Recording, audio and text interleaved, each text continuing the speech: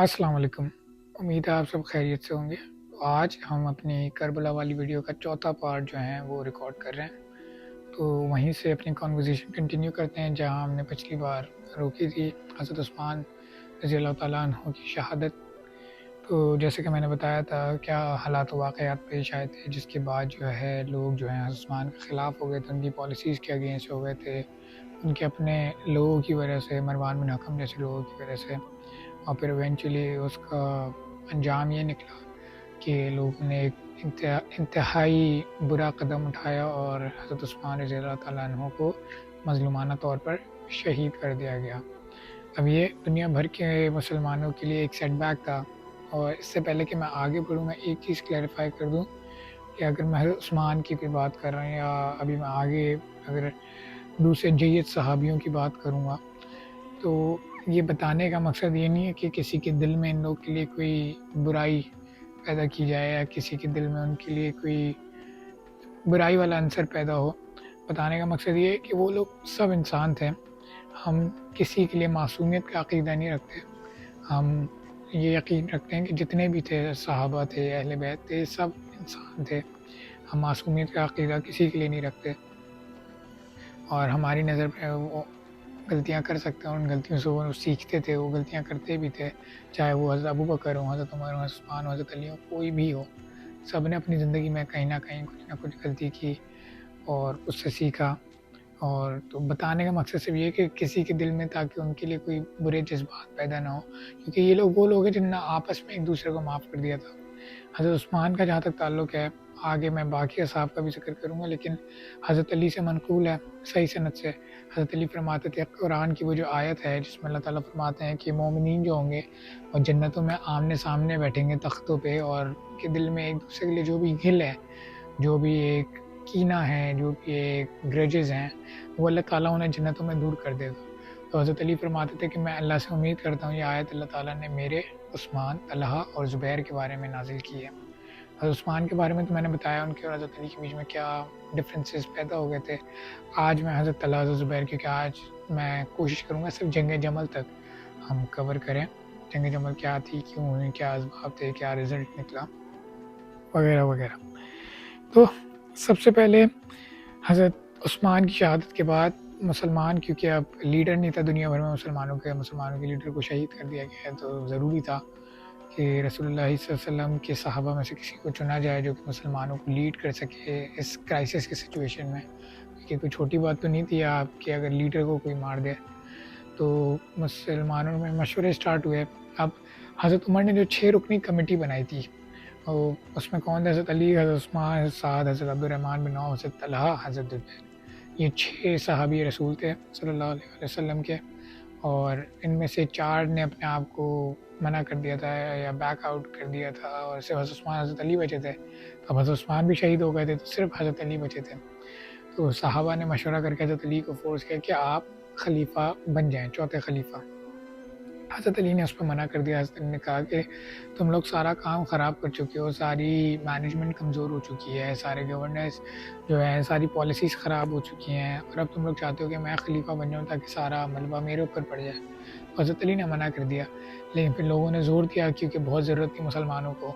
تو حضرت علی کا ایک سٹانس تھا، حضرت علی کہتے تھے یا تو میں خلیفہ نہیں بنوں گا، میں گوشہ نشینی اختیار کروں گا، یعنی خاموشی سے جو معاملات جس طرح چلتے آ رہے ہیں اسی طرح چلتے رہیں، میں دیکھتا رہوں گا، میں بیچ میں نہیں پڑوں گا، لیکن اگر میں خلیفہ بنا تو میں انصاف قائم کروں گا، جو کہ ایک ان کا انصاف پر مبنی مطالبہ تھا، کہ وہ تو پھر علی تھے جنہوں نے رسول اللہ صلی اللہ علیہ وآلہ وسلم کو بچپن سے ان کا ساتھ دیا ہے۔ جب وہ 8 سال کے تھے انہوں نے اسلام کا سب سے بدترین دور بھی دیکھا ہے، سب سے مشکل دور بھی دیکھا ہے، جب اسلام لانے پہ مارے پڑتی تھیں کوڑے، پھر انہوں نے ہجرتیں بھی دیکھی ہیں، پھر انہوں نے اسلام کا گریجول رائز بھی دیکھا ہے، پھر انہوں نے اسلام کو 3 بر اعظموں میں پھیلتا ہوا دیکھا ہے، اور اب اسلام اس دہج پہ آگے کھڑا ہے کہ مسلمانوں کے خلیفہ کو شہید کر دیا گیا ہے اور مسلمان آپس میں ٹوٹ پڑے ہیں، اور اس وقت مسلمانوں کو ایک لیڈر کی ضرورت ہے۔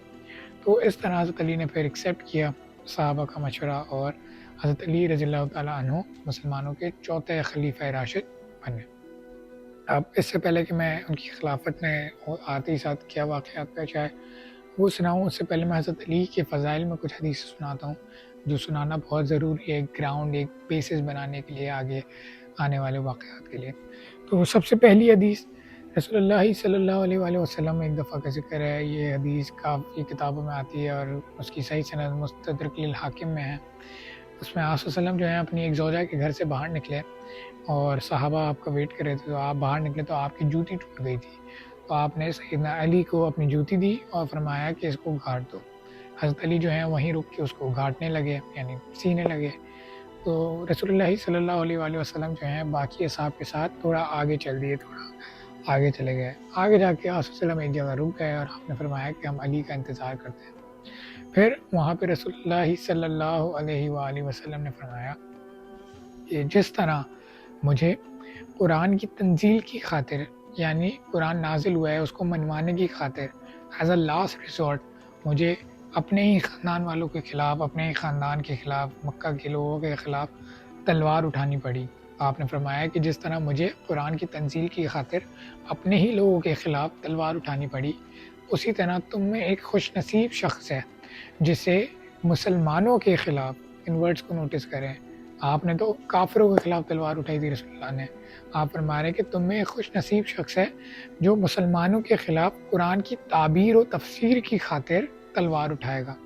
کتنی بڑی بشارت ہے کہ ان صحابہ میں کوئی ایک ایسا ہے جو آن دا بہاف آف رسول اللہ صلی اللہ علیہ وآلہ وسلم مسلمانوں کے خلاف تلوار اٹھائے گا قرآن کی تعبیر و تفسیر کی خاطر۔ تو اس مجمع میں حضرت ابو بکر بھی تھے، حضرت عمر بھی تھے، انہوں نے فرمایا یا رسول اللہ میں انا یا رسول اللہ، تو آپ نے فرمایا لا۔ حضرت عمر نے فرمایا انا یا رسول اللہ، آپ نے فرمایا لا۔ حالانکہ آپ کا عمومی عمل یہ نہیں تھا، آپ صلی اللہ علیہ وآلہ وسلم کو لا کہنا بالکل پسند نہیں تھا، لیکن اس موقع پہ آپ نے لا فرمایا۔ پھر آپ نے فرمایا یہ وہ شخص ہے جو اس وقت میری جوتیاں گھاٹ رہا ہے۔ تو صحابہ کہتے ہیں کہ ہم نے دوڑ لگائی سیدنا علی کی طرف، تو جب حضرت علی کے پاس پہنچے اور ہم نے بتایا کہ رسول اللہ نے ایسی بشارت دی ہے کہ آپ آن دا بہاف آف پروفٹ آپ آن دا بہاف آف پروفٹ جنگیں کریں گے رسول اللہ کی خاطر قرآن کی تعبیر و تفسیر کے لیے، تو صحابہ کہتے ہیں حضرت علی یہ سن کے ہنس پڑے، مسکرا دیے۔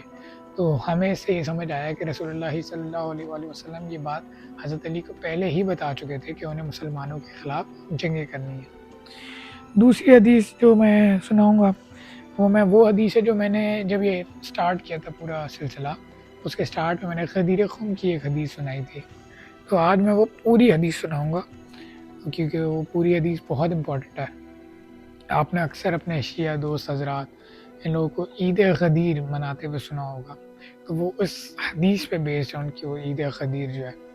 تو اس کا ذکر یہ ہے، رسول اللہ صلی اللہ علیہ وآلہ وسلم جب حج سے واپسی مدینہ کی طرف تشریف لے جا رہے تھے تو آپ صلی اللہ علیہ وسلم نے خم نامی جگہ پہ پڑاؤ کیا پانی کے لیے۔ وہاں پہ آپ صلی اللہ علیہ وآلہ وسلم کا ممبر لگایا گیا اور وہاں پہ آپ نے خطبہ دیا، اور یہ وہ خطبہ ہے جس نے حجۃ الوداع کے خطبہ کو سپرسیڈ کیا ہے، کیونکہ حجۃ الوداع جو ہے اس کے بعد یہ خطبہ پیش آیا ہے رسول اللہ صلی اللہ علیہ وسلم کی وفات سے 2.5 مہینہ پہلے۔ تو آپ کے الفاظ بڑے تاریخی تھے۔ آپ فرماتے ہیں اے لوگوں، میں بھی اللہ کا ایک بندہ ہوں اور قریب ہے کہ اللہ کا قاصد میرے پاس آئے، یعنی موت کا فرشتہ، اور میں اس کی دعوت قبول کر لوں۔ میں اپنے بعد تم میں تو بھاری چیزیں چھوڑ کے جا رہا ہوں، جس میں سے پہلی اللہ کی کتاب ہے۔ اللہ کی کتاب اللہ کی رسی ہے، اس میں ہدایت ہے، اس میں نور ہے۔ جو اللہ کی کتاب کو تھامے گا وہ ہدایت پہ ہوگا، جو اللہ کی کتاب کو چھوڑ دے گا وہ گمراہ ہو جائے گا۔ پھر رسول اللہ صلی اللہ علیہ وسلم یاد دلاتے گئے اللہ کی کتاب، اللہ کی کتاب، اللہ کی کتاب۔ پھر آپ نے فرمایا دوسری بھاری چیز میرے اہل بیت ہیں، میں اپنے اہل بیت کے بارے میں، میں اپنے اہل بیت کے معاملے میں تمہیں اللہ کا خوف دلاتا ہوں، میں اپنے اہل بیت کے معاملے میں تمہیں اللہ کا خوف دلاتا ہوں، میں اپنے اہل بیت کے معاملے میں تمہیں اللہ کا خوف دلاتا ہوں۔ 3 دفعہ رسول اللہ صلی اللہ علیہ وآلہ وسلم نے یہ بات ریپیٹ کی۔ پھر آپ صلی اللہ علیہ وسلم نے حضرت علی کو اپنے پاس بلایا اور آپ نے یہ آیت تلاوت کی، سورہ احزاب کی آیت نمبر 6، النبی اولیٰ بالمؤمنین من انفسہم وازواجہ امہاتہم، کہ اے نبی صلی اللہ علیہ وسلم آپ مومنین کی جانوں پر ان سے بڑھ کر حق رکھتے ہیں، اور نبی کی بیویاں امت کی مائیں ہیں، سورہ احزاب آیت نمبر 6۔ تو رسول اللہ علیہ وسلم نے یہ آیت تلاوت کی۔ پھر آپ نے حضرت علی کا ہاتھ یوں پکڑا اور ہوا میں بلند کیا اور فرمایا من کنت مولا فحاذا علی مولا، یعنی جس کا مولا میں اس کا مولا علی. اور ادھر ویسے تو مولا کے 4 معنی ہوتے ہیں. ایک تو مددگار جو کہ صرف اللہ ہے، نہ رسول اللہ کی ذات ہے، نہ حضرت علی کی ذات ہے، نہ کسی اور کی ذات. اس کانٹیکسٹ میں مولا صرف اللہ سبحانہ و تعالیٰ کی ذات ہے. پھر دوسرا مولا ہوتا ہے آقا، یعنی جو آپ پر آپ سے بڑھ کر حق رکھتا ہو. تیسرا ہے دوست. چوتھا ہے آزاد کردہ غلام. تو پہلے کو چھوڑ کے آپ تینوں میں سے کوئی بھی مطلب جو ہے وہ اس سچویشن فٹ کر سکتے ہیں، وہ فٹ ان بیٹھتے ہیں.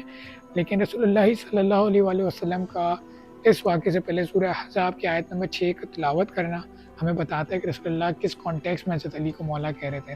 النبی اولیٰ بالمؤمنین من انفسہم، یعنی اے نبی آپ مومنین کی جانوں پر ان سے بڑھ کر حق رکھتے ہیں، یعنی آقا ہیں آپ مومنین کے. اور پھر آپ نے فرمایا من کنت مولا فہذا علی مولا، یعنی پھر جس کا آقا میں اس کا آقا علی، جس کا مولا میں اس کا مولا علی. پھر اسی حالت میں آپ نے دعا فرمائی اے اللہ اس سے محبت رکھ جو علی سے محبت رکھے، اس سے بغض رکھ جو علی سے بغض رکھے. تو اس طرح آپ صلی اللہ علیہ وسلم نے سب کے سامنے، اور یہ سب کے سامنے نہیں، یہاں پہ آپ نے فوکس کرنا ہے. جب آپ مکہ سے مدینہ واپس جا رہے تھے تو باقی جتنے مسلمان تھے وہ چھٹ چکے تھے. صرف وہ مسلمان آپ کے ساتھ رہ گئے تھے جو مدینہ جانے والے تھے یا شام جانے والے تھے. یہ 2 گروپ جو ہیں مسلمانوں کے آپ صلی اللہ علیہ وسلم کے ساتھ رہ گئے تھے. اور یہ آپ کا خطبہ اتنا امپورٹنٹ اس لیے تھا ان 2 گروپس کے لیے کیونکہ یہی وہ گروپس ہیں جن کو آپ نے ڈرانا تھا اہل بیت اور حضرت علی کے معاملے میں. کیونکہ آگے جو ہم چلیں گے وہ سارا جو مسئلہ بڑھا وہ اہل شام کی طرف سے بڑھا. شام کے لوگوں نے مسئلہ خراب کیا حضرت علی کی خلافت میں. تو آپ صلی اللہ علیہ وآلہ وسلم انہیں بیسکلی وارن کر رہے تھے کہ جس کا آقا میں ہوں اس کا آقا علی ہے، جس کا مولا میں ہوں اس کا مولا علی ہے. اور علی سے بغض مت رکھنا، علی سے محبت کے ساتھ علی کے ساتھ معاملات میں پیش آنا. تو یہ حدیث بڑی امپورٹنٹ ہے اور یہ سنیوں کا جاننا بہت ضروری ہے کہ حضرت علی کا کیا مقام ہے ہمارے اسلام میں، جو کہ نہیں بتایا تھا زیادہ سنی مسلمانوں کو، خاص کر جس طرح انہیں بتانا چاہیے. پھر تیسری حدیث آپ صلی اللہ علیہ وآلہ وسلم فرماتے ہیں کہ اگر کوئی شخص زندگی بھر حجر اسود اور مقام ابراہیم کے درمیان نمازیں پڑھے اور روزانہ روزے رکھے، یعنی اس سے زیادہ ثواب کا کام تو نہیں ہو سکتا کوئی کہ روزانہ میں مقام ابراہیم اور حجر اسود کے بیچ میں نمازیں پڑھوں اور روزانہ روزے رکھوں. لیکن پھر آپ فرماتے ہیں کہ جو شخص ہر روزانہ مقام ابراہیم اور حجر اسود کے درمیان نمازیں پڑھے اور روزانہ روزے رکھے لیکن اس حال میں مر جائے کہ اس کے دل میں ہم اہل بیت کا بغض ہوا تو یقیناً وہ جہنم کی آگ میں پھینکا جائے گا.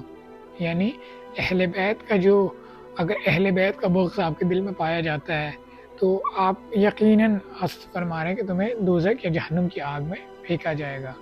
تو آج کے زمانے میں اہل بیت کا بغض یہ نہیں ہے کہ آپ اہل بیت کو گالیاں دیں یا انہیں برا بھلا بولیں. آج کے زمانے میں اہل بیت کا بغض وہ ہے کہ آپ اہل بیت کے دشمنوں کو ڈیفینڈ کریں، زبردستی ڈیفینڈ کریں. اور یہ بات جو ہے، یہ حدیث جو ہے اس بات پہ دلیل ہے. لوگ پوچھتے ہیں کہ کربلا کیوں ڈسکس کرنی ہے، حضرت علی اور صحابہ کے درمیان جو معاملات پیش آئے ڈسکس کیوں کرنے ہیں؟ اللہ تعالیٰ کیا پوچھے گا قیامت میں؟ جس چیز پہ آپ کی جنت اور دوزخ کا فیصلہ ہو وہ یقیناً آخرت میں قیامت میں اللہ تعالیٰ کی طرف سے پوچھی جانی ہے. اگر ایسا نہ ہوتا تو رسول اللہ صلی اللہ علیہ وسلم یہ سب نہیں بتاتے، یہ حدیثیں نہیں سناتے. اور پھر محدثین جو ہیں انہوں نے یہ واقعات پیش ہونے کے سینکڑوں سال بعد یہ حدیثیں جمع کی ہیں. وہ یہ حدیثیں جمع نہیں کرتے کیونکہ انہیں پتہ تھا یہ معاملات اتنے سیدھے نہیں ہیں، یہ معاملات اتنے آسان نہیں ہیں، ان کا جاننا، ان کا امت تک پہنچنا بہت ضروری ہے. اور اسی وجہ سے اتنی خطرناک حدیثیں انہوں نے رپورٹ کی کہ جس کسی کے بھی دل میں اہل بیت کا بغض پایا گیا وہ یقیناً اپنا مقام جہنم میں دیکھ لے. پھر اگلی حدیث جو ہے وہ بھی بڑی صحیح حدیث ہے. ایک دفعہ کا ذکر ہے عمار ابن یاسر اور حضرت علی رضی اللہ تعالیٰ عنہ علیہ السلام جو ہے ایک باغ میں لیٹے ہوئے تھے اور سو رہے تھے. اتنے میں رسول اللہ صلی اللہ علیہ وآلہ وسلم آئے اور انہوں نے آ کے دونوں کو جگایا اور دونوں کے چہرے سے گرد و غبار مٹی جو ہے وہ صاف کی اور بہت پیار کیا. اور پھر فرمایا کہ کیا میں تم دونوں کو اس شخص کے بارے میں نہ بتاؤں جو اس امت کا بدترین شخص ہے؟ تو حضرت علی اور حضرت عمار ابن یاسر رسول اللہ صلی اللہ علیہ وسلم کے 2 چہیتے صحابہ، سب سے محبوب اصحاب میں سے 2 شخص، انہوں نے فرمایا جی بالکل. تو آپ نے فرمایا کہ اگلی امتوں میں یعنی پچھلی امتوں میں سب سے بدبخت شخص ہوتا ہے جس نے قوم سمود کی اونٹنی کو قتل کر دیا تھا، اور میری امت کا سب سے بدبخت شخص وہ ہے جو اے علی تیرے سر کے خون سے تیری داڑھی کو رنگ دے گا۔ یہ آپ صلی اللہ علیہ وسلم نے حضرت علی کو بتایا۔ تو اس کو بتانے کا مقصد کیا تھا؟ اب اس میں ہمارے استاد صاحب جو ہیں وہ تھوڑا سا ایڈیشن کرتے ہیں، بڑا خوبصورت وہ اس کی تشریح اس طرح کرتے ہیں کہ جس طرح اللہ تعالیٰ نے قوم سمود کی اونٹنی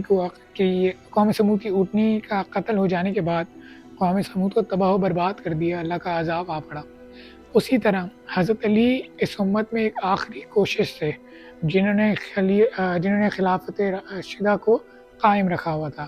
تو جب اس امت نے ان کو ذبح کر دیا، اللہ تعالیٰ نے خلافت راشدہ اس امت سے اٹھا لی، اور اس کے بعد اس امت پہ عذاب در عذاب ٹوٹ پڑے۔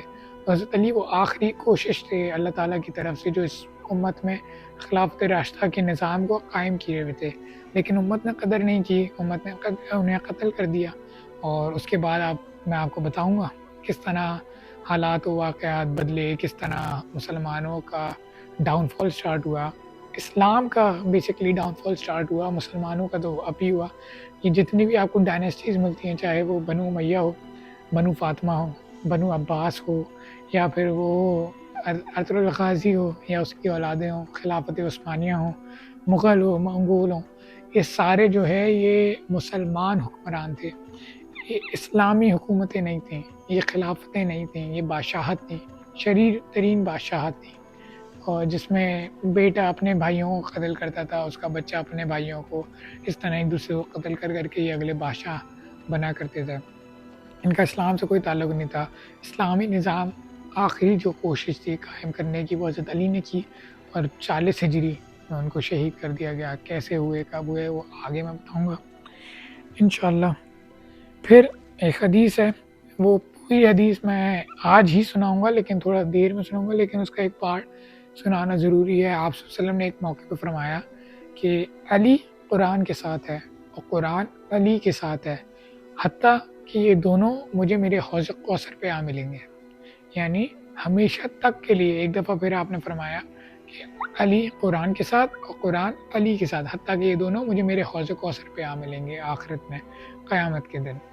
تو اس کا پورا پس منظر کیا تھا اس حدیث کا، بہت خوبصورت ہے، وہ میں آپ کو سناؤں گا بعد میں، لیکن فی الحال اسی پہ اکتفا کرتے ہیں کہ حضرت علی کو اللہ تعالیٰ نے رسول اللہ صلی اللہ علیہ وسلم نے فرمایا کہ وہ قرآن کے ساتھ ہے قیامت تک، اور قرآن علی کے ساتھ ہے۔ اور یہ اس بات پہ دلیل ہے کہ یہ بات جو ہے حضرت علی کے واقعات، کربلا، یہ قیامت تک یہ سب ڈسکس ہونا ہے۔ خیر، ہم واپس خلافت پہ چلتے ہیں کہ حضرت علی کو مسلمانوں نے خلیفہ اپوائنٹ کر لیا، اور حضرت علی نے بتایا تھا کہ اگر میں خلیفہ بنوں گا تو میں انصاف قائم کروں گا، اور اس انصاف کا تقاضا یہ تھا، حضرت علی کا پہلا ایگزیکٹو آرڈر جو تھا خلیفہ بنتے ہی وہ یہ تھا کہ حضرت عثمان کے بنائے ہوئے جتنے گورنرز تھے وہ سب معزول، کہ حضرت عثمان نے جس کو گورنر بنایا تھا، چاہے وہ رشتہ دار تھا نہیں تھا، سب معزول۔ میں شروع سے اس نظام کو ٹھیک کروں گا تاکہ اس کی تہہ تک پہنچا جائے کیا مسئلہ ہے، کیا پالیسیز میں خرابیاں ہیں۔ تو کیونکہ خلیفہ راشد کا یہ فیصلہ تھا تو سب نے ایکسیپٹ کیا، سوائے معاویہ بن ابی سفیان رضی اللہ تعالیٰ عنہ کے۔ وہ امیر شام ان کا لقب ہے، اگر میں امیر شام ویڈیوز کے دوران بولوں تو اس کا میرا مطلب ہے میں حضرت معاویہ کی بات کر رہا ہوں، کیونکہ ان کا لقب تھا امیر شام، کیونکہ وہ شام کے امیر تھے۔ حضرت عمر کے دور میں وہ گورنر لگے تھے شام کے، حضرت عمر کے آخری 2 سالوں میں، تو 2 سال وہ، پھر حضرت عثمان کے دور میں 12 سال وہ شام کے گورنر رہے، تو اس طرح 14 سالوں سے وہ شام کے گورنر تھے، تو ان کو اس لیے امیر شام کہا جاتا ہے۔ تو امیر شام جو ہیں ان کے علاوہ سب نے ایکسیپٹ کیا، امیر شام نے منع کر دیا کہ میں نہیں مانتا، میں حضرت علی کو فی الحال خلیفہ ہی نہیں مانتا ہوں۔ کیوں نہیں، میں آگے بتاتا ہوں۔ خیر، یہاں پہ میں ضمناً ایک حدیث عرض کر دوں، مجھے یاد آ گئی، میں نے شروع کی ایک آدھ ویڈیوز میں ذکر کیا تھا حضرت سفینہ والی روایت، جس میں حضرت سفینہ جو ہیں وہ کہتے ہیں کہ رسول اللہ صلی اللہ علیہ وآلہ وسلم نے فرمایا تھا میرے بعد خلافت 30 سال تک قائم رہے گی، اور پھر انہوں نے اپنے شاگرد کو گنوائے تھے کہ 2 سال ابو بکر کے، 10 سال عمر کے، 12 سال عثمان کے اور 6 سال علی کے، اس میں 5.5 سال حضرت علی کے تھے اور 6 مہینے حضرت امام حسن کے تھے۔ تو اس بات پہ جو ان کا شاگرد تھا وہ کہتا ہے کہ آپ حضرت علی کو خلیفہ کہہ رہے ہیں، حالانکہ جو بنو امیہ کے لوگ ہیں یہ تو کہتے ہیں حضرت علی جو ہیں وہ خلیفہ تھے ہی نہیں۔ تو اس پر حضرت سفینہ بہت غصہ ہوتے ہیں اور وہ کہتے ہیں کہ یہ بات جو ہے ان کی پیٹھوں سے نکلی ہے، یعنی یہ لوگ جھوٹ بول رہے ہیں، یہ بنو زرقہ نیلی آنکھوں والے۔ تو حضرت سفینہ کہتے ہیں کہ حقیقت تو یہ ہے کہ علی خلیفہ راشد تھے، اور بنو امیہ جو ہے یہ اس روح ارض پہ یعنی اس دنیا میں شریر ترین بدترین بادشاہت ہے، اور ان کا پہلا بادشاہ معاویہ ہے۔ یہ حضرت سفینہ کے الفاظ تھے۔ تو ابھی میں آگے بتاؤں گا کہ اب آگے کیا بتاؤں گا، میں ابھی بتاتا ہوں کہ حضرت معاویہ نے اس بات کو بیسس بنایا حضرت علی کو خلیفہ نہ ماننا، کہ وہ کہتے تھے کہ جب تک قصاص عثمان نہیں لیا جائے گا ہم تب تک حضرت علی کو خلیفہ نہیں مانیں گے، کیونکہ حضرت عثمان کے رشتہ دار بھی لگتے تھے، وہ بھی بنو امیہ سے تھے۔ تو امیر معاویہ نے اس بات کو بیسس بنایا کہ ہمیں قصاص عثمان چاہیے، جب تک وہ نہیں ہو جاتا تب تک ہم جو ہیں کسی کو خلیفہ نہیں مانیں گے اور ان کی بیعت نہیں کریں گے۔ اور اس بات کو بیسس، حالانکہ یہ ڈھونگ جھوٹ فریب دھوکہ تھا، جس کو میں آگے ثابت کروں گا۔ اس کا پہلا ثبوت تو یہی حضرت سفینہ کی حدیث ہے کہ وہ ان کا شاگرد جو ہے وہ کہتا ہے کہ حضرت علی تو بنو امیہ تو انہیں خلیفہ ہی نہیں مانتے تھے، اور جس پر حضرت سفینہ کو غصہ آتا ہے وہ کہتے ہیں کہ یہ جھوٹ کہتے ہیں، اور حضرت علی خلیفہ تھے، حالانکہ بنو امیہ کا جہاں تک تعلق ہے وہ اس روح ارض پہ بدترین بادشاہت تھی، اور ان کا پہلا بادشاہ معاویہ تھا۔ یعنی مسئلہ قصاص عثمان کا نہیں تھا، مسئلہ کرسی کا تھا، مسئلہ پاور کا تھا۔ اور وہ سب کیا تھا، کیسے تھا، میں آگے آپ کو بتاتا ہوں۔ تو خیر حضرت معاویہ نے منع کر دیا ماننے سے امیر شام نے، اور انہوں نے کیا کیا، دمشق کی جامع مسجد میں عثمان کا خون آلود کرتا انہوں نے لہرانا سٹارٹ کر دیا، اور وہاں پہ انہوں نے لوگوں کو ورگلانا سٹارٹ کر دیا کہ ہمیں قصاص عثمان لینا ہے، ہمیں قصاص عثمان لینا ہے۔ حالانکہ آج کے دور کی بھی بات کریں، آج سے کوئی 17-18 سال پہلے بے نظیر بھٹو جو ہے اس کو شہید کیا گیا، تو لیکن آج تک کوئی پن پوائنٹ نہیں بتا سکتا کس نے کیا، کیوں کیا، کیسے کیا، کسی کو نہیں پتا کہ مرڈر کون ہے۔ آپ کتنی بھی آپ خود اپنی مرضی سے دماغ لگا لیں، اس نے کیا ہوگا، اس نے کیا ہوگا، لیکن پتہ نہیں ہے کسی کا۔ آج سے 1400 سال پہلے تو سوال ہی پیدا نہیں ہوتا کہ آپ پتہ لگا سکیں کس نے کیا۔ حضرت عثمان کے بارے میں لوگ ملتے ہیں کہ کون ہو سکتے ہیں، کس نے کیا ہوگا، لیکن ایگزیکٹ کسی کو نہیں پتا کہ کس نے حضرت عثمان کو شہید کیا۔ تو ان کا یہ مطالبہ تھا کہ پکڑو اور انہیں سزائیں دو۔ حضرت علی کہتے تھے کہ میں جب تک نظام خلافت نہ سنبھال لوں، میں چیزیں ٹھیک نہ کر لوں، میں قصاص عثمان لے ہی نہیں سکتا، اور مجھے پتہ ہی نہیں ہے کہ عثمان کو آخر قتل کیا کس نے۔ اب میں اس کے چکر میں ویسے ہی جو ایک نظام درہم برہم ہوا ہوا ہے، خلافت سٹیک پہ لگی ہوئی ہے، میں اس کو تو مزید سٹیک پہ نہیں لگا سکتا قصاص عثمان کے پیچھے، جبکہ مجھے پتہ ہی نہیں ہے، کسی کو پتہ ہی نہیں ہے کہ آخر حضرت عثمان کو قتل کیا کس نے۔ حضرت علی کا یہ اسٹانس تھا، ان کا یہ اسٹانس تھا، اور یہ مسئلہ یہ تھا۔ دارالخلافہ جو تھا وہ تھا مدینہ، کیونکہ وہیں پہ آپ صلی اللہ علیہ وسلم نے اپنا سارا بیس بنائی ہوئی تھی، حضرت ابو بکر، حضرت عمر، حضرت عثمان نے وہیں سے خلافت سنبھالی، تو حضرت علی نے بھی وہیں سے خلافت سنبھالی، وہیں وہ خلیفہ وقت تھے، امیر المومنین تھے۔ لیکن یہ سارے پروٹیسٹ اسٹارٹ ہو گئے دمشق میں، جو کہ مدینہ سے بہت دور ہے۔ تو اور آج کا دور تو تھا نہیں کہ آپ فون پہ یا انٹرنیٹ کے تھرو چیزیں کنٹرول کریں، تو چیزیں آؤٹ آف ہینڈ ہونا سٹارٹ ہوئیں، لوگوں نے قانون اپنے ہاتھ میں لینا سٹارٹ کیا، جس وجہ سے جو خلافت تھی وہ ویک ہوتی چلی جا رہی تھی۔ اور آپ کو یہاں پہ سمجھ آئے گا وہ حدیث جو میں نے شروع میں سنائی تھی، حضرت عمر جو ایک کرسچن پادری کے پاس جاتے ہیں، جب وہ حضرت علی کا ذکر کرتا ہے تو وہ کہتا ہے کہ وہ خلیفہ تو صالح ہوگا، لیکن تب تک تلواریں نیام سے باہر آ چکی ہوں گی اور مسلمان آپس میں ایک دوسرے کا خون بہانا سٹارٹ کر چکے ہوں گے۔ تو یہ وہ مسئلے تھے۔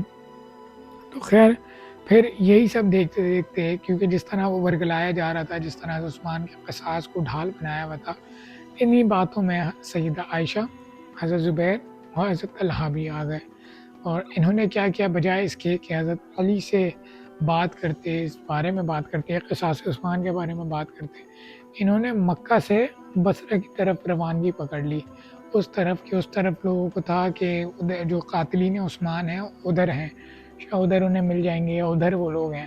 تو سیدہ عائشہ، حضرت طلحہ، حضرت زبیر جو ہیں، انہوں نے ایک جتھا بنا کے، ایک گروپ بنا کے، ایک فوج لے کے وہ مکہ سے اس طرف روانہ ہو گئے۔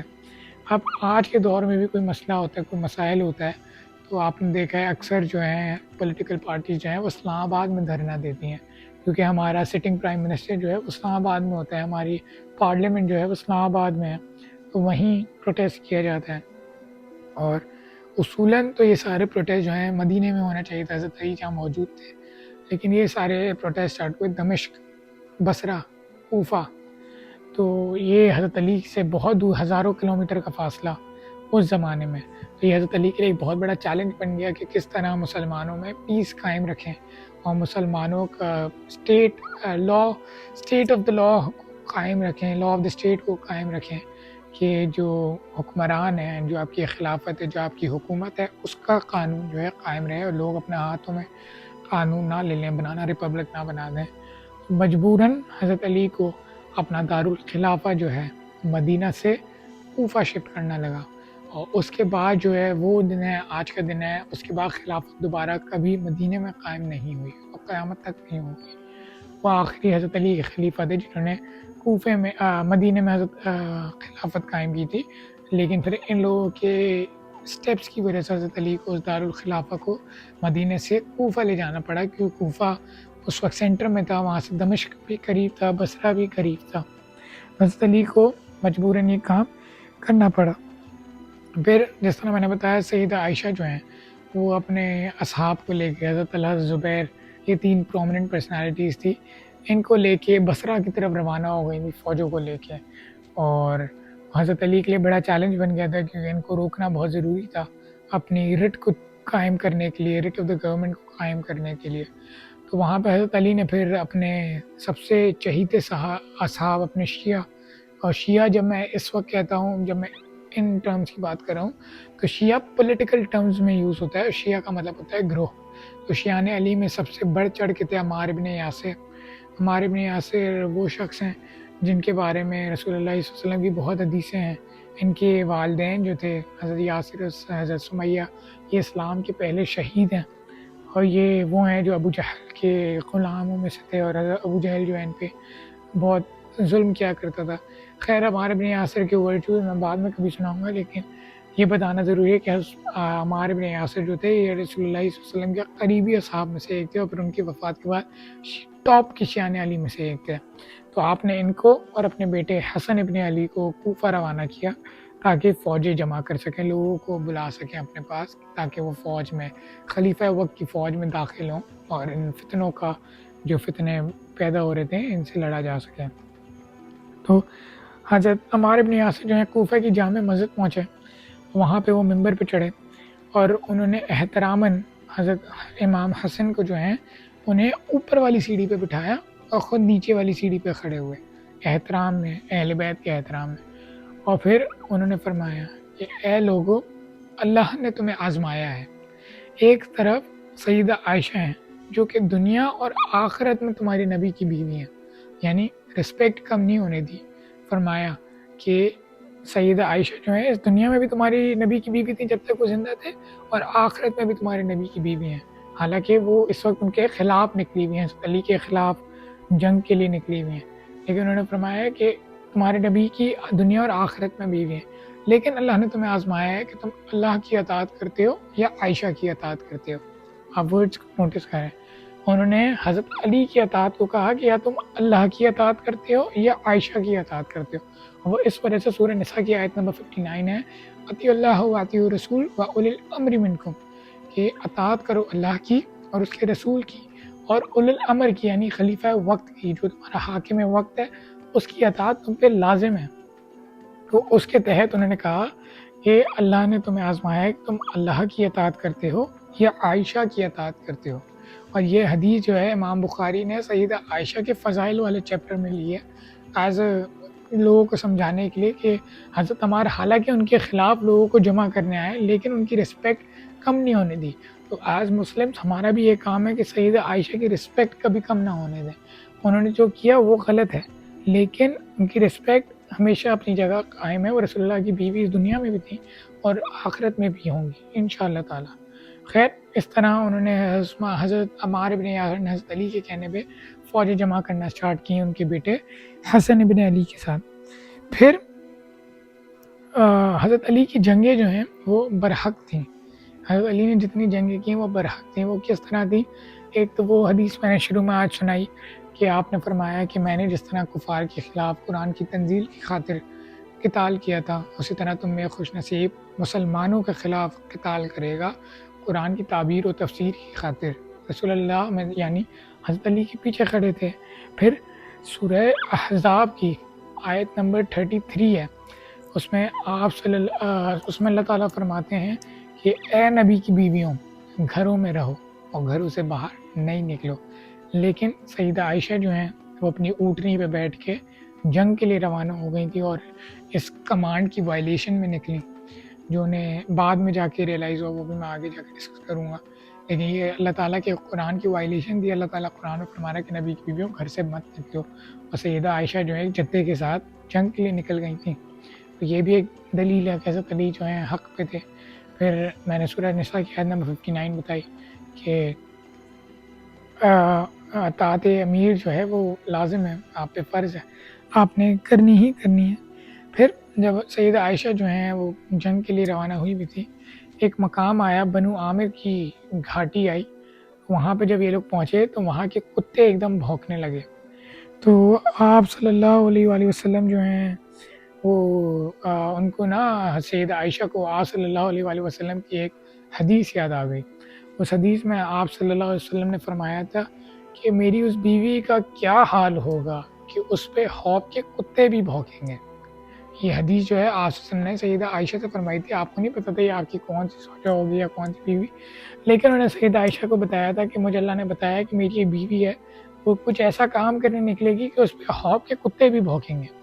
تو سیدہ عائشہ جب خوف کے مقام پہ پہنچی، انہوں نے دیکھا کہ وہاں کتے بھونک رہے ہیں، تو انہوں نے اپنے ساتھیوں سے پوچھا کہ یہ کیا جگہ ہے۔ ان کے ساتھیوں نے بتایا یہ خوف کا مقام ہے۔ تو سیدہ عائشہ جو ہیں کب کپانے لگیں کیونکہ انہیں یہ حدیث یاد آ گئی، اور انہوں نے فرمایا کہ اب تو میں آگے نہیں جاؤں گی، کیونکہ سے رسول اللہ صلی اللہ علیہ وآلہ وسلم نے فرمایا تھا کہ میری اس بیوی کا کیا حال ہوگا کہ جب کہ اس پہ خوف کے کتے بھی بھونکیں گے۔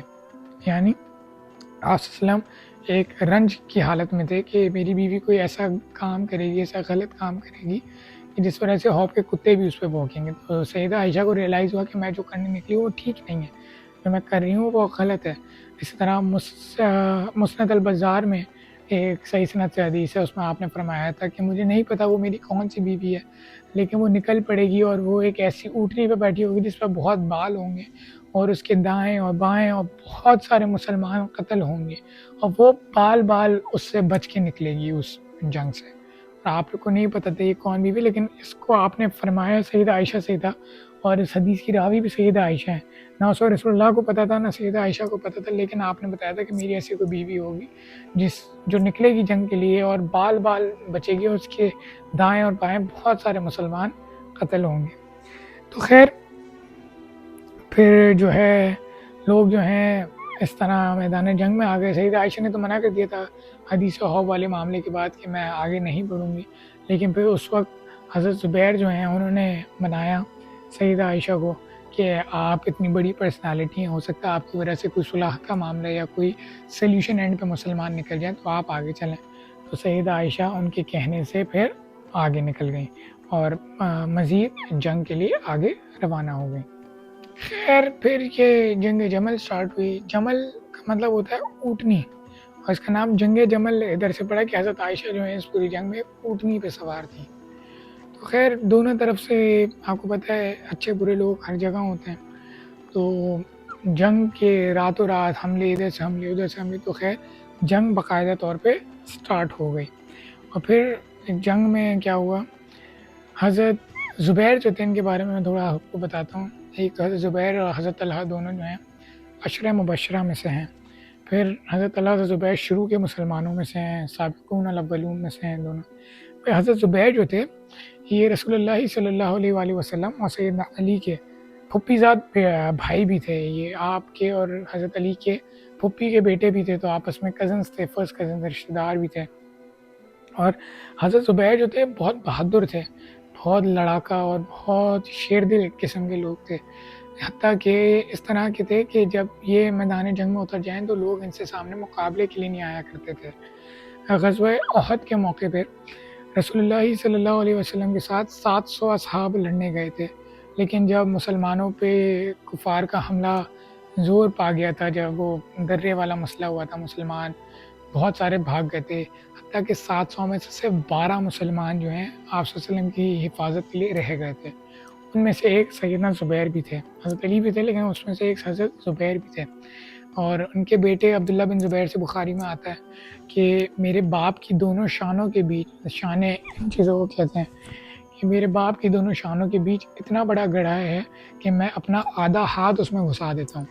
اور یہ گڑھا جو ہے یہ تب آپ کو حضرت زبیر کو زخم لگا تھا جب حضرت زبیر جو ہیں احد کے وقت رسول اللہ صلی اللہ علیہ وآلہ وسلم کی حفاظت کر رہے تھے.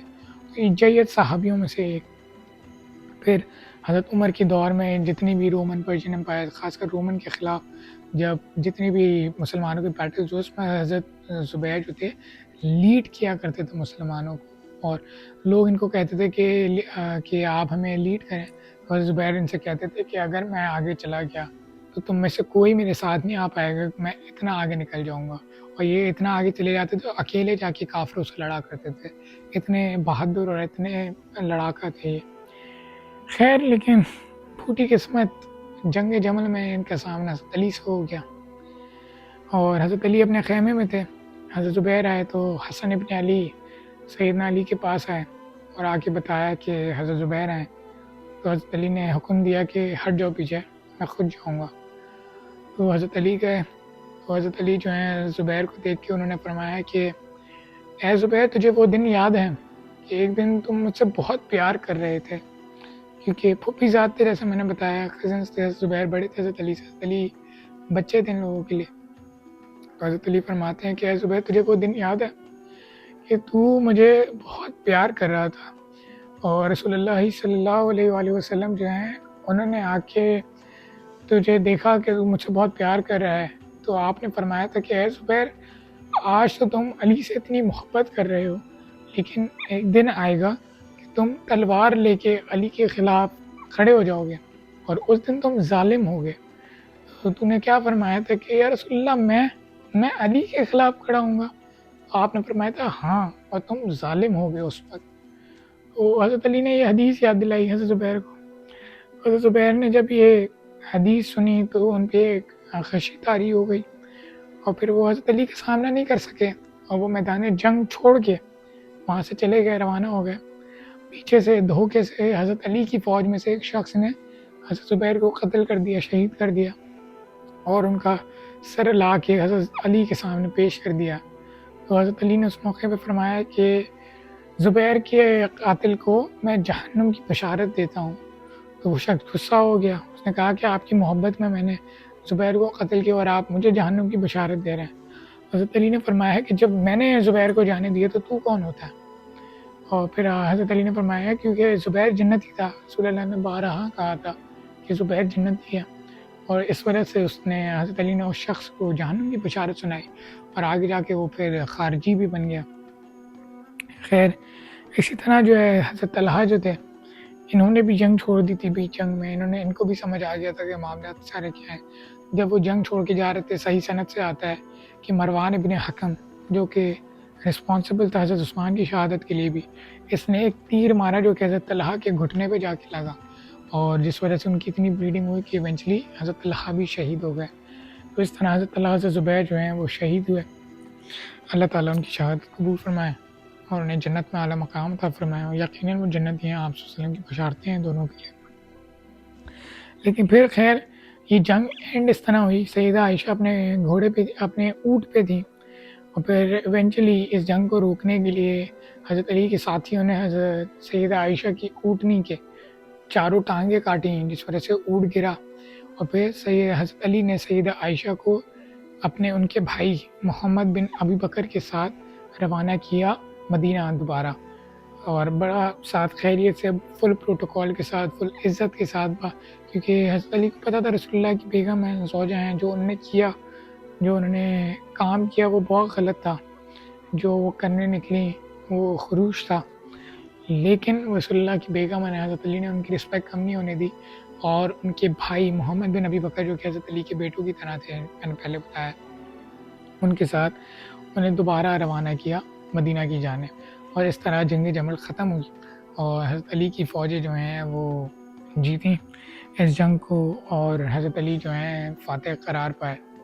اس میں ضمن ایک حدیث سرچ کر دوں صحیح بخاری میں غالباً 1311 نمبر ہے، نہیں 1391 نمبر حدیث، نہیں بلکہ اس حدیث سے پہلے میں ایک دوسری حدیث سناتا ہوں۔ حضرت ابو صامت تھے، ابو ثابت، وہ کہتے ہیں وہ حضرت ابو ذر غفاری جو تھے ان کے غلام تھے، تو وہ کہتے ہیں کہ جب جنگ جمل کا وقت آیا تو میں جو ہوں سیدنا علی کی فوجوں میں تھا جب جنگ سٹارٹ ہوئی، لیکن جب جنگ کا وقت، جب جنگ سٹارٹ ہو چکی تھی، جنگ کے بیچ میں نے دیکھا ایک طرف سیدنا علی، دوسری طرف سیدہ عائشہ، میں بڑا پریشان ہوا کہ میں کس کا ساتھ دوں، اور میں نے اللہ سے دعا کی کہ اللہ میرا ایک طرف دل مائل کر دے، تو وہ کہتے ہیں کہ پھر اللہ نے میرا دل حضرت علی کی طرف مائل کر دیا، تو میں ان کی طرف سے پھر جنگ لڑا۔ کہتے ہیں جب جنگ ختم ہوئی تو دوبارہ مدینہ آیا، اور مدینہ آیا تو میں رسول اللہ کی زوجہ ام سلمہ سے ملنے گیا، اور انہوں نے مجھ سے پوچھا کہ ابو ثابت تو کہاں سے آ رہا ہے، تو انہوں نے بتایا کہ میں جنگ جمل سے آ رہا ہوں۔ تو انہوں نے پوچھا کہ جنگ جمل میں تو کس کے ساتھ تھا، علی کے ساتھ یا عائشہ کے ساتھ؟ تو انہوں نے بتایا کہ میں شروع میں علی کے ساتھ تھا، لیکن پھر میرا دل ڈگمگانے لگا، لیکن پھر میں نے جب اللہ سے دعا کی تو اللہ نے دوبارہ مجھے علی کی طرف مائل کر دیا۔ تو سیدہ ام سلمہ جو ہے انہوں نے فرمایا تو نے بہت اچھا کام کیا، کیونکہ میں نے خود رسول اللہ صلی اللہ علیہ وآلہ وسلم کو سنایا ہے کہ علی قرآن کے ساتھ اور قرآن علی کے ساتھ ہے قیامت تک، حتیٰ کہ یہ دونوں مجھے میرے حوض کوثر پہ آ ملے گے۔ اس موقع پہ رسول اللہ نے فرمایا تھا کہ علی قرآن کے ساتھ ہے اور قرآن علی کے ساتھ ہے، حتیٰ کہ دونوں مجھے میرے حوض کوثر پہ آ ملیں گے۔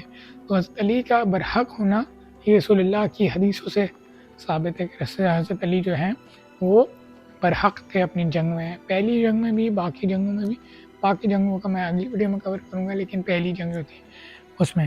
پھر اس کے بعد سیدہ عائشہ جو تھیں، جو کچھ ہوا اس کو بہت ریگریٹ کیا کرتی تھیں، اور یہ میں اپنی طرف سے کوئی سٹوری نہیں سنا رہا ہوں، صحیح بخاری کی حدیث نمبر 1391 ہے، 1391، اس میں آتا ہے سیدہ عائشہ جو ہیں جب ان کا نزع کا عالم آیا تو وہ اپنے بھانجے عبداللہ ابن زبیر کے بیٹے تھے، ان کو کہتی ہیں کہ مجھے رسول اللہ صلی اللہ علیہ وآلہ وسلم ابو بکر اور عمر کے ساتھ مت دفنانا، مجھے میری سوتنوں کے ساتھ بقیہ غرقت میں دفنانا، میں نہیں چاہتی کہ ان تین ہستیوں کی وجہ سے کوئی میری تعریف کرے۔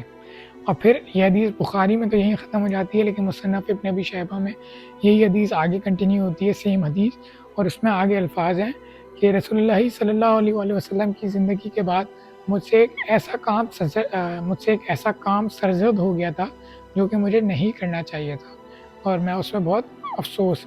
اور اسی طرح دوسری حدیثوں میں ملتا ہے حضرت عائشہ زندگی بھر اس کام پر افسوس کرتی گئیں کہ رسول اللہ کی وفات کے بعد ان سے ایک ایسا کام سرزد ہو گیا جو کہ نہیں کرنا چاہیے، تو انہیں ریئلائز ہو گیا کہ حضرت علی جو ہیں حق پر تھے اور ان کے خلاف قتال کرنا کوئی سلیوشن نہیں تھا۔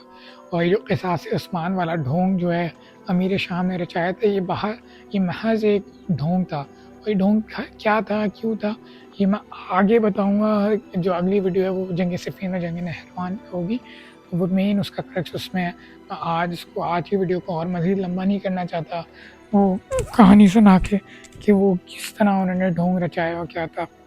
میں یہاں اس سے پہلے کہ میں آج کی ویڈیو کا اختتام کروں، اس کو اینڈ کروں، میں آپ لوگ سے بس اتنا کہنا چاہوں گا، خاص کر اپنے سنی بہن بھائیوں سے، کہ ہم نے بہت رسول اللہ کے اور ان کے اصحاب کے بارے میں اکثر ہم سنتے ہیں، ابو بکر، عمر، عثمان کے بارے میں خاص کر، لیکن حضرت علی کے بارے میں اس طرح ذکر نہیں ہوتا جتنا ان کا حق ہے۔ اور یہ میں بغیر کسی کنفیوژن کے، بغیر کسی ڈاؤٹ کے کہہ سکتا ہوں کہ علی ابن ابی طالب اسلام کی ہسٹری کے گریٹسٹ مین ہیں، گریٹسٹ، سب سے پہلے اسلام لانے والے مرد سیدنا علی ہیں، 8 سال کی عمر میں، جبکہ انسان جو ہے پوری طرح سے بالغ بھی نہیں ہوا ہوتا، خاص کر مرد، عقل بھی اس طرح نہیں ہوتی، لیکن 8 سال کی عمر میں وہ اسلام لائے۔ اس وقت اپنے بھائی کا، جو کہ ان کے لیے باپ کی جگہ تھے رسول اللہ، ان کا ساتھ دیا، جبکہ ان کے اپنے چچا، ان کے اپنے رشتہ دار ان کے خون کے پیاسے ہو گئے تھے۔ اس وقت انہوں نے صداقت کا اپنا عنصر دکھایا، انہوں نے اس وقت ٹیسٹیفائی کیا کہ میں اپنے بھائی میں، اپنے کزن میں یقین رکھتا ہوں کہ یہ جو کہہ رہے ہیں وہ سچ ہے۔ اس وقت انہوں نے اسلام قبول کیا۔ پھر انہوں نے اسلام کا وہ بدترین دور دیکھا مکہ میں، جب مسلمانوں پہ تشدد ہوا کرتا تھا، مارے پڑتی تھی، پٹائیاں پڑتی تھیں۔ پھر انہوں نے وہ دور دیکھا جب مسلمان جو ہیں ہجرت کر کے مدینہ چلے گئے اور مسلمانوں کے پاس نہ رہنے کی جگہ، نہ سہنے کی جگہ، بس گزارا کر رہے ہیں۔ پھر انہوں نے جنگ بدر دیکھی، جہاں انہوں نے مسلمانوں کو جنگ میں فتح یاب کیا۔ جنگ بدر میں مسلمانوں نے 70 کافروں کو قتل کیا تھا، جس میں سے 35 سے 40 35 to 40 خود حضرت علی نے شہید کہہ رہا ہوں، خود حضرت علی نے قتل کیے تھے۔ پھر انہوں نے جنگ احد دیکھی، جہاں پہ حضرت علی نے دوبارہ تقریباً جنگ جتا دی تھی اللہ کے حکم سے، لیکن پھر مسلمان اپنی غلطیوں کی وجہ سے وہ جنگ ہارے۔ پھر انہوں نے جنگ خندق دیکھی، جس میں انہوں نے عمر بن عبد الفوت جیسے بڑے سپاہی کو جو کافروں کی طرف سے لڑنے آئے تھے اسے خود قتل کیا۔ پھر جنگ خیبر میں انہوں نے مسلمانوں کو فتح یاب کی اللہ کے حکم سے۔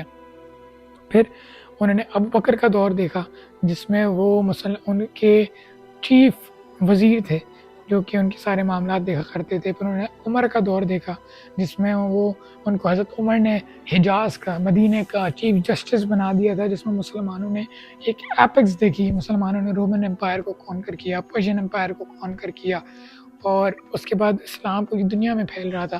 تو یہاں سے جہاں سے اسلام کچھ بھی نہیں تھا، وہاں سے حضرت علی نے وہاں تک دیکھا جہاں اسلام پوری دنیا میں پھیلا۔ پھر انہوں نے وہ وقت دوبارہ دیکھا کہ جب حضرت عثمان کے دور میں مسلمانوں کے حالات کمزور ہونے لگے، گورننس کمزور ہونے لگی۔ پھر انہوں نے وہ وقت دیکھا جب وہ خود خلیفہ بن گئے۔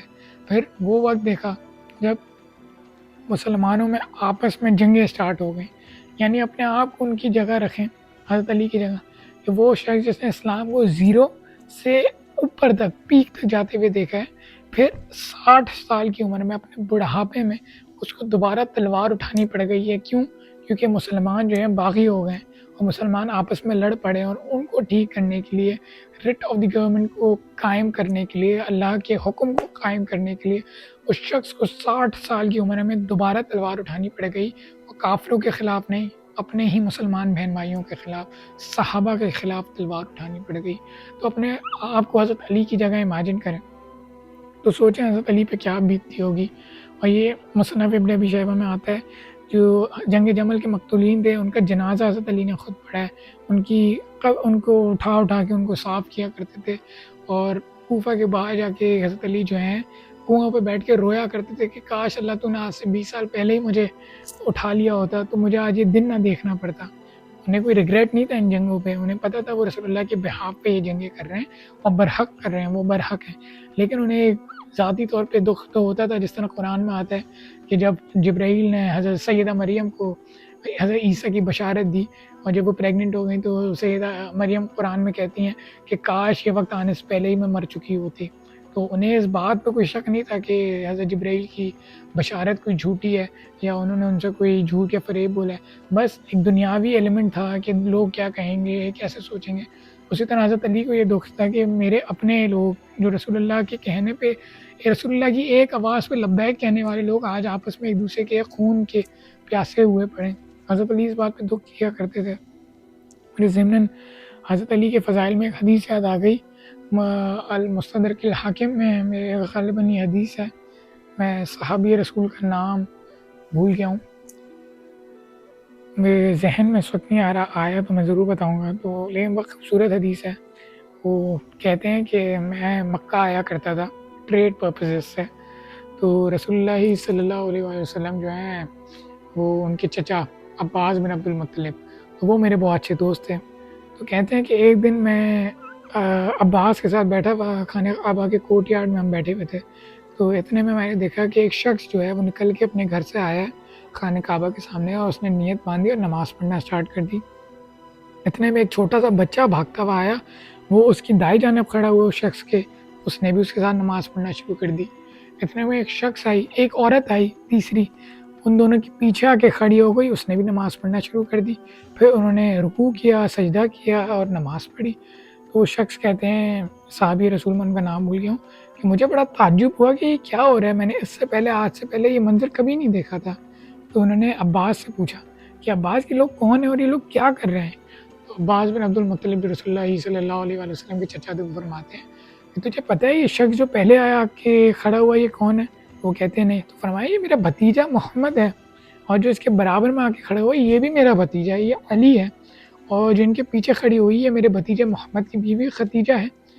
اور پھر انہوں نے بتایا کہ یہ تینوں اس وقت ایک ایسے دین پہ قائم ہیں جس پہ ان کے علاوہ اس روئے ارض پہ اس وقت کوئی قائم نہیں ہے. یعنی ان تینوں کے علاوہ اس وقت اور کوئی اس دنیا میں مسلمان نہیں ہے. تین سے مسلمان ہیں اور یہ صرف ایک اللہ کی عبادت کرتے ہیں. اور میرا بھتیجا محمد کہتا ہے کہ ان قریب اللہ تعالیٰ قیصر و کسریٰ کی دولتیں میرے پیروں میں ڈھیر کرے گا. یعنی ان قریب میرے ماننے والے یعنی مسلمان جو ہیں وہ قیصر و کسریٰ کو کانکر کریں گے. حالانکہ حالت یہ ہے کہ اس وقت پوری دنیا میں صرف 3 لوگ ہیں جو اس شخص کے نام کا کلمہ پڑھتے ہیں, جو اللہ کا کلمہ پڑھتے ہیں, جو اس کے دین پہ یقین رکھتے ہیں. تو وہ صحابی جو راوی حدیث ہیں وہ کہتے ہیں کہ اگر میں اس وقت اسلام لے آتا میں اس روئے ارض پہ چوتھا مسلمان ہوتا. تو یہ حدیث اس بات پہ دلیل ہے کہ حضرت علی پہلے مرد تھے رسول اللہ کے بعد جو اسلام لے کر ہے. تو خیر بڑا دردناک ٹاپک ہے جنگ جمل, جنگ صفین, جنگ نہروان. میں امید کرتا ہوں کہ آج میں نے جو بتایا اس سے آپ لوگ انلائٹن ہوئے ہوں گے, بہت کچھ سیکھنے کو ملا ہوگا, سوچنے سمجھنے کو ملا ہوگا. اگلی ویڈیو میں جنگ صفین اور جنگ نہروان کور کروں گا, صلح حسن کور کروں گا. تو اللہ سے دعا ہے کہ جو حق بات میں نے کی اللہ ہمارے دلوں میں راسخ فرمائے. اگر جس بات میں نے کوئی غلط بات کہہ دی اللہ تعالیٰ مجھے معاف فرمائے. میرے لیے دعا کریں, اپنے لیے دعا کریں کہ اللہ ہمیں دین کے کام میں استقامت دے اور ہمارا کام قبول فرمائے. السلام علیکم, جزاکم اللہ خیر.